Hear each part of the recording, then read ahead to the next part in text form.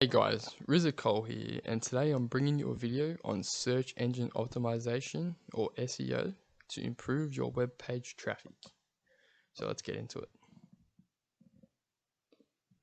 So what is SEO? So SEO is increasing quality and quantity of internet traffic to your website through search engine results. So this could be through Google, Bing, YouTube, Internet Explorer, all organic search engines where people are typing in a result and web pages are popping up. So it's based off of a ranking system, and it is usually obtained through optimization of keywords and quality of keywords. Keep that in mind. So right here we have a graph. So this is components of Google's ranking algorithm.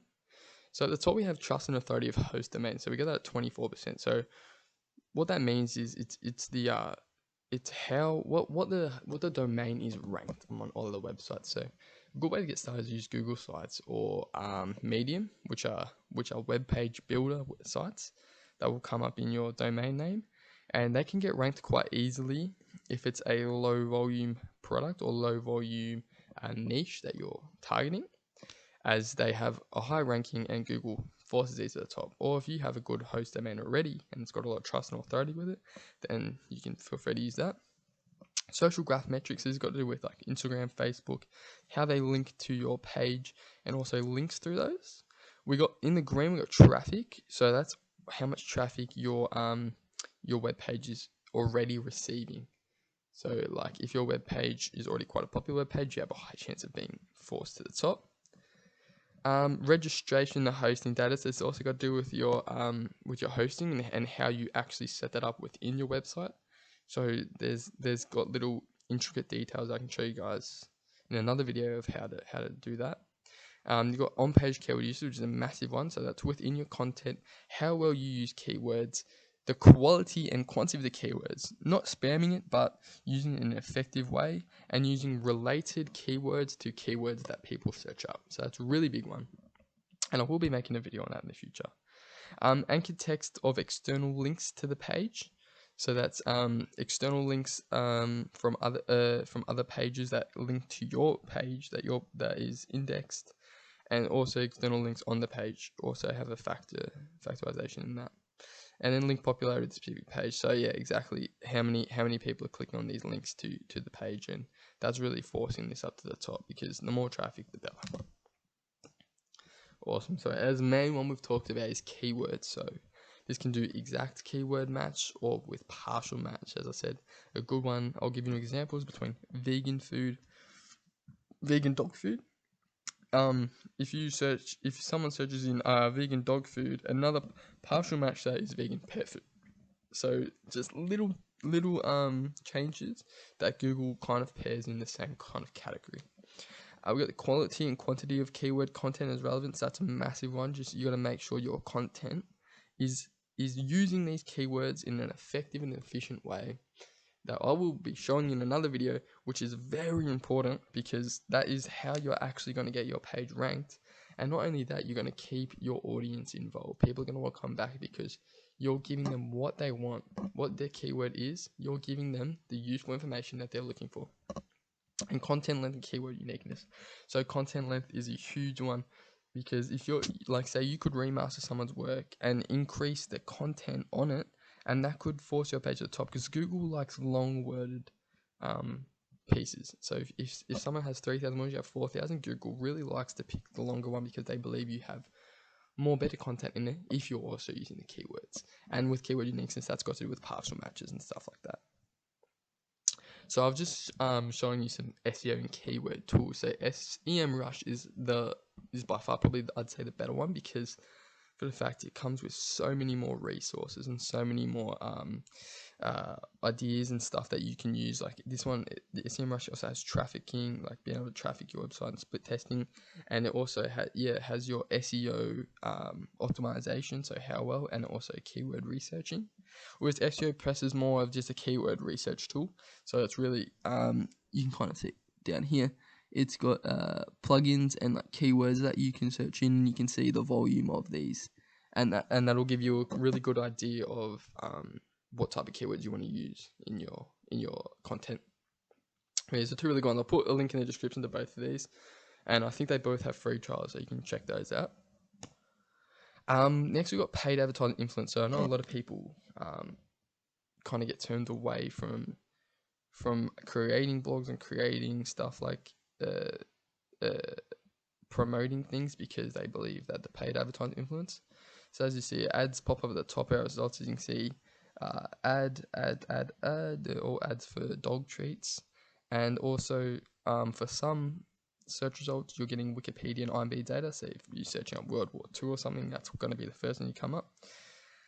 But also a good way to get into this is snippets. So answers inside a question box can be displayed in related questions. So you know when you search something up and you scroll down a bit, it says, "Oh, related questions that you might want to ask," and then you click on it, and then you can get your web page popping up that, which is what a lot of people actually do look at. Into the next. So yeah, this is leading on to why you should not be turned away by this. Because despite paid advertising such as Facebook, Instagram, and varying platforms delivering traffic to websites, the majority is produced through search engines. So people actually searching in keywords. So organic search results are much more effective, with only 2.8% of people clicking on paid advertising in the US. So think of all the paid advertisements that I just showed you back on this page. See what's that? The first 4 are paid advertisements. Only 2.8% of people are going to be clicking on those. So they're going to scroll down and look for web pages because they believe they're more trustworthy and they're more worth their time.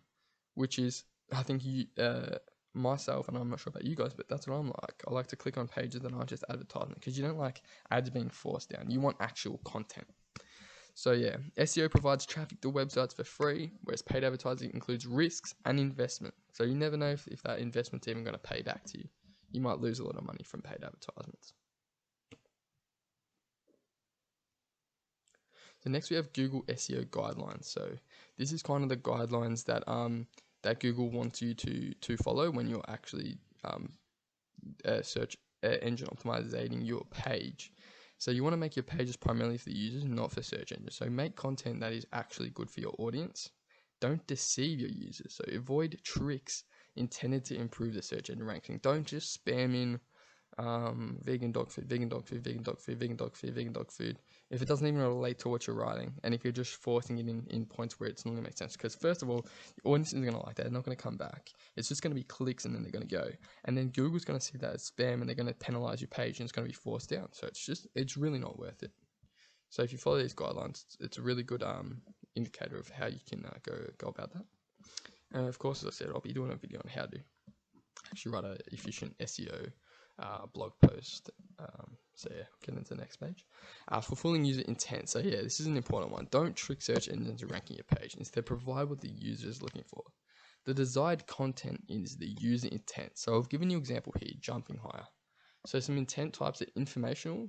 People searching what exercise can I do to jump higher. You can do a whole page on what exercises. Go through 15 exercises in the bottom. Give them a program they can use. Navigational, VertShock Pro. People are going to search in VertShock Pro, so you're going to put that in there. You're going to do a page on VertShock Pro and they're going to find that. Transactional, cheapest place to buy a VertShock Pro. You can do a whole blog post on that and then show them where the cheapest place to buy it is. And then to better fulfill user intent, remaster targeting competitors and content and make it better. That's a really big one. So if you see someone's being very successful running a specific blog post, try and remaster what they've done and make it better. Include more content to it and your page has a much higher chance of ranking high and people clicking on it. So next is know your website and client goals. So what I really recommend is creating KPIs to measure your website success and track specific areas. So some of these areas include downloads, email signups, and clicks to conversion. So you guys are really thinking, where's the ranking KPI? Why don't you have ranking on there or ranking of the website? Well, ranking and traffic can only get you so far.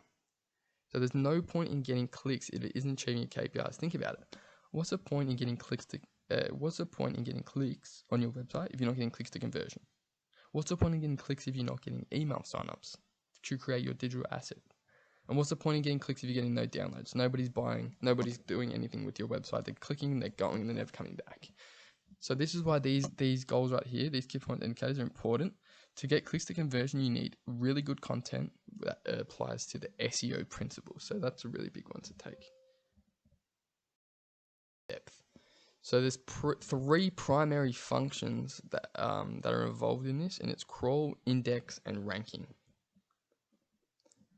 So when looking at crawling, we've got search engines send out robots to discover new and updated content that has been released. Content includes videos, images, web pages, PDFs, and more. It discovers these through links, and also crawls gather web pages and follows internal links within web pages to collect new URLs. So all your little internal links in your pages, they're going to collect all those URLs, and that's going to go into an index. That is called the caffeine index. It's a collection of URLs. So this is the Google search engine index called the caffeine, and it's a new optimized one where crawlers go around, grab all the data they can from websites that allow them to, and they put it into this big index. And when people search up, the crawlers go into this index and they spit out results to the people who are searching it. So this is a big one. So the index is a database of URLs that contain content within the search engine, and the content is then deemed to be relevant to show up in search results. So if your content is deemed relevant within this index to what people are searching up, you have a much higher chance of popping up and people clicking on your web page because it's going to rank. So this is the old index on the left here that Google search engine used to use, and this is the new one, new optimized one. Cool, now ranking. So when a search is performed by the user, the index is analyzed by the search engine for relevant content. So it's got to be relevant to the user. The higher a website is ranked, the more relevant the content is. So that's what we're trying to do. We're trying to be relevant to what the people are searching in, and we're trying to be targeting a specific audience and giving them exactly what they want. So ensuring that your content is valuable to crawlers and indexable is a massive factor. Otherwise, your content will not be in user search results, period. So when you're setting up your web page, it'll give you a thing saying, "Oh, will you let your page be indexed," or something like that, and you want it to be indexed. You need that. That's a very important factor. Okay. So next, so understanding if search engines can find your page. So ensure your sites are valid to be crawled, a massive one. Check how many of your sites are indexed. So this can be done by setting up a site, yourdomainname.com in Google search, like we have in the side for Nike.com in here. And you see this, all their sites are indexed. And if I scroll down more, which I could have put, if I put that in, it was all Nike. So, well, these guys are a trusted page, trusted domain, as we spoke about before, and they're a massive business. So their pages are going to be indexed and enforced by Google, and they're getting a lot of clicks per day. But so you could do that for your own site and see which one they're indexed. Find out which of your pages are being indexed and which ones are doing well, and replicate that for your other blog posts and your other posts that you do. So yeah, that's a really big one right there. And actually a really good thing to check also if your page index is Google Search Console. So it's more accurate results. You can sign up for a free Google Search Console account, which I'll put in the description how you can do that. I'll give you a link. And sitemaps can be submitted and can monitor how many have been added to Google Index. So you can monitor how many of your sites are on the Google Index through this account. Perfect. And let's give you why you aren't showing up in search results. So your site has been published recently and is yet to be crawled. So Google, don't be disheartened if you post something like 2 days ago and it hasn't been indexed yet, or hasn't gotten many clicks. This is because Google is still new to your product, and it's new to your page, and it's still indexing everybody else's. So it's got to get around to yours. It's got to index it and everything. So just give it time. Next, it hasn't been linked to any external websites. That's why, but you got to link externally appropriately. So linking to external websites is going to index your site better, because it's going to understand that you have links to other websites, and it's going to look more trustworthy. Next, you have a robot has a hard time to crawl effectively due to site navigation. So I can do that in another video. I can show you guys.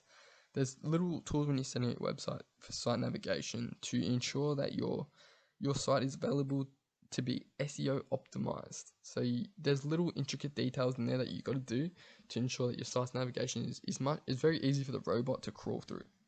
Next, as we've talked about, your site contains code that's blocking search engines from crawling. You don't want that. That's the last thing you want. So make sure you optimize this for the code to be in there. And also your site's damn spam, because this can be from just spamming links or spamming keywords. So just, yeah, stay away from doing that. It's not effective at all. Next, keyword research. So I'll give you an example of vegan dog food. So what we're looking for, we're just thinking about what are the type of things people can type up, what type of people we're dealing with, and from this we're going to be able to gather keywords. So here we have just a bunch of different questions that are really effective in understanding how you're going to market your product, how you're going to market your web page, and yeah. So just take a note of those questions, write them down somewhere maybe, and just do that for your niche. Next is discovering keywords. So you already have ideas of keywords you're considering. So as I like to talk about, let's talk about protein powder. So enter these into a keyword research tool.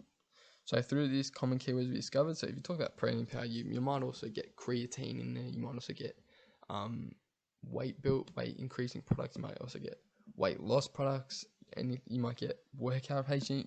You never know what type of keywords might come with it. That's why it's really good to use these tools. And when searching these words, you will see search volume. So what search volume is the amount of people searching up these keywords per day. So what I recommend is to find keywords that have quite a good search volume but a very low difficulty, 5, 4, 3, 2, something around that way. And these search tools like SEMrush and SEOpressor, and other free ones that I'm going to put in the description, they will show you the difficulty of the keywords that you're using, and you want to really make blog posts on those because you got a higher chance of being optimized by the search engines. And then whilst you want to target keywords with lots of searches, ones with lower volume have less competition. It's always a good way to start out. Lower volume, less competition. It's always going to be easy to get that up. You might not get as many clicks because of the fact that not many people are searching it up, but you're going to beat your competition in that way, in that sense, which is good. And it's a good way to get started. Finding the best keywords will help optimize your website. So as I said, use the tools that are available, the tools that you can afford, and yeah, I always recommend using the better tools. If you can afford it, you should use it, because it's only gonna help you in the long run, and it's gonna make this whole process much easier, and to produce content much better. So yeah, on to the next one. So keywords by competitor. So prioritize high volume keywords that your competitors are not using. So by taking advantage of competitors' missed opportunities, you will be able to get your web pages to the top. Although there is risk involved, but at least there's going to be less competition involved in this, which I find really well. But when getting started, I'd say use keywords from your list that competitors are ranking for, because this strategy works. You already know it works. Why reinvent the wheel? Just remaster content, make it better, and in that way you'll also have a very good chance of ranking highly. Keywords by season. So knowing keywords that appear in peak season can be very advantageous. So I've given you one here. Chocolate and translating can be used around Easter time, as the search volume will increase that's one that we can figure out. But it's good to find little niche ones. But I'm just using this as an example. So you can prepare these pages early and push them hard when the season arrives. So just think about it. You're preparing all your posts pre-Easter, 2 months, 1 month before. You're smashing them out. You've got about 10 posts ready, and you're pushing them hard when Easter comes. Your pages are going to rank highly because you've got a lot of content on this, a lot of unique content that are meeting the keywords that are going to come up, and that are used really effectively in a quality way with high amount of content and high wording. Google's going to love that. The search engine's going to love that, and you're going to be coming up in people's search engines when they search out, and that increases your clicks and clicks to conversions. Keywords by region, lastly. So you can target a specific location by narrowing down keywords. Interest in subregion Google Trends is a good way to do it. Google Trends is a site I'll also put that in the description. You can see kind of trends in certain regions, and that'll give you a bit of an idea about audiences, and also good for local businesses. So this can assist in making your content more relevant to specific audience, which is always good, because targeting a specific audience, it makes you more connected with that audience, and it gives you more reliability with them, and they like stuff, like audiences like things that are locally to them. And then I'm going to talk about which format suits the searcher's intent. So your informational queries. So searchers need information, such as the name of artists. So if they're searching up informational, you could have something about artists that they're talking about, and then link that to something else. And then they're gonna look at your page and go, oh, this person's got a lot of information. I might check them out. Navigational queries. Searcher wants to go to specific places on the internet, such as Instagram. They're going to search up Instagram. and say you have a website such as Riz's blog or something, they're going to search up Riz's blog and they're going to come to your website.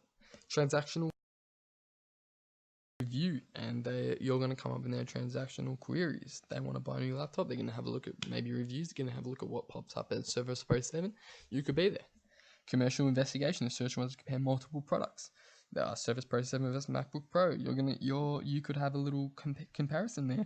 5-star rating versus 4-star rating. ... A little short thing with a lot of keywords in it. Bang, you're gonna pop up on this. Local queries, the search wants to find something like such a pizza shop. Pizza shops near me. Maybe if you're a local shop, you're gonna search. You're gonna make sure that you're optimized. You're gonna make sure your location's right and everything like that. Or your keywords are gonna match pizza, cheese, tomato sauce, specific pizza names, capricciosa, stuff like that. It's just really in depth. So that's why these keyword tools really help, because you can really find what format is going to suit your searcher, the searcher. You're going to find what their intent is, and you're going to understand what words that they typically use. Yeah, so that's it for this video today, guys. Thanks for watching. So in the next video, I'm going to go more in depth about SEO content within your blog post. So, well, if you guys really want to see that, so I'll show you guys kind of. Well, maybe tell me, hey, how are you going to use your keywords? How are you going to implement that within your blog post? Like how to structure it, and really how that's going to be SEO optimized within Google search engines. I really appreciate you guys checking the video out, and hope you learned a lot from this video. It's been a long one, and just give the video a like and subscribe so I can keep producing informational content like this. So if you guys like it, I'm going to keep producing more and more and giving you guys tips and advice on how you can really improve in these areas, and I hope this is beneficial to you guys. As I said earlier, I have links in the description to free trials. I know that SEMrush had a free trial, and I think SEOpressor did as well. And I've also got free keyword tools. I think they give you like 5 a day or 3 a day or something. Some of them are just trials, but yeah. I'll be linking that. But cheers, guys, for that, and take care.